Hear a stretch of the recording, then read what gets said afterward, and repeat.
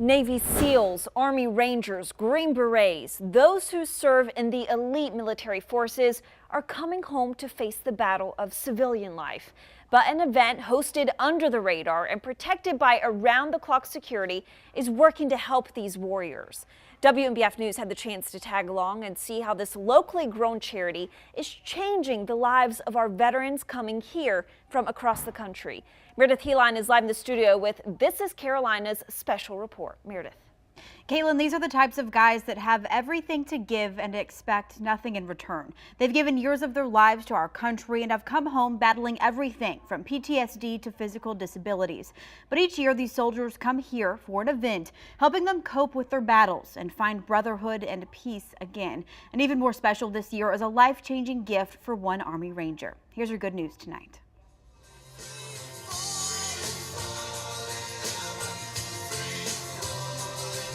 Tucked deep in the woods. It's not a hard group of guys to serve. Just across the Carolina line. They go away, their kids are worried about them, their wives are worried about them. A special group of soldiers have come to heal from freedom's fight. When they enter the military, they write a check for their life. These men are the elite of the elite. Warriors, retired and active, bonding in nature. We bring all these guys in and we put them in these outdoor environments, fishing, hunting. It could just be camping. It could be kayaking. It started in 2012. Special Operations Wounded Warriors, or SOWW, takes in Special Forces members from all over the country to help with PTSD. We send them in faraway lands in small groups. They do their job. If one of them gets injured and comes home, they take their sword from them. They say, go back into your home and reconnect with the community, and now they don't have their sword. These are elite warriors. They're meant to have a sword. Former Marine and local businessman Judd Kuhn got involved with the charity to make a difference and help pull these veterans out of the dark holes they find themselves in. And we get pictures from kids that thank us for their daddies coming home. They've been home, but their brain hadn't. So when we get them into experiences and they get to come home, it's like they come out of that shell. I'd sort of been at the house from October to January. Retired Army Ranger Tim Lucero is one of those warriors. And it's just in a bad place. And fighting with a lot of the demons and stuff that we fight with. And guys like us. Injured while overseas, Tim struggled to be around people. He was one of 12 selected for last year's Taken Bacon. It's a wild hog hunt near Horry County SOWW hosts every year. Well, I thought we were just hunting, you know. So I'd never been anything like this before. It wasn't the hunt. It was what we were doing around the fire and talking and stuff like that. It didn't take long for him to find some of what's been missing. It just started escalating. Everything escalated. And I went, to be short, I kind of went nuts here, really. I was just like loving it. It was awesome. That feeling didn't fade. And it feels good. It's like being back in a team room. It's like being in a squad or a platoon. You're getting to talk to those guys again. After his experience last year, Tim was asked to return to help 12 other soldiers like him. I came here, come here just to help out, to be around, do what I could do, whatever they, need me to do, or what I can do, and then to also, talk to some of the guys. I want that feeling again like I had last year. And it came back in a big way. Is there somebody here whose wife's name is Jessica? Can you come up? You freaking joking, man? I was just floored, overcome with emotion.